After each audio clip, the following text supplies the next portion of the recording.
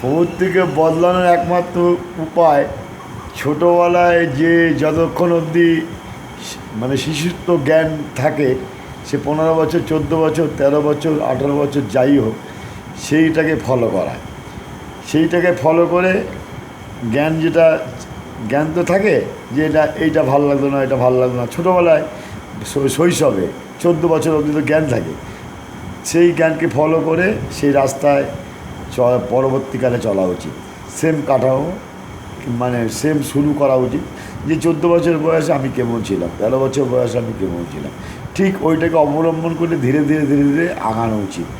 আর যদি আগাতে পরবর্তীকালে যেই পেয়েছে, জ্ঞানপ্রাপ্ত হয়েছে, সেই জ্ঞানগুলিকে অভ্যাস যোগ দ্বারা খারাপ জ্ঞানগুলিকে ধূলিসাৎ করা।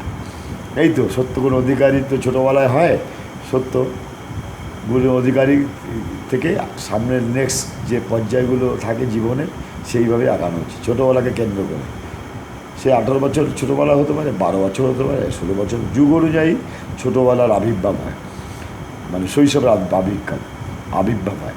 সেই আবির্ভাব হিসাবে বিগত জীবন ওইভাবে প্রতিফলিত করা উচিত। ছোটোবেলায় এগুলো ভালো লাগবে না, 14 বছর বয়সে আমার এগুলো ভালো লাগবে। সেইভাবে যেই 17 বছর পরে জ্ঞানপ্রাপ্ত হলো, আরও জ্ঞানপ্রাপ্ত তমগুণ, সত্য রজ তমগুণের আবির্ভাব হলো, তখন ওই সত্যগুণকে, যেই গুণগুলো ছিল 14 বছর শৈশবে, সেই সত্যগুণকে অবলম্বন করে সামনের দিন আগানো উচিত। যদি না পারা যায় অভ্যাস যোগ করে আবার ঠিক করা উচিত। ধন্যবাদ বাবা। হরে কৃষ্ণ।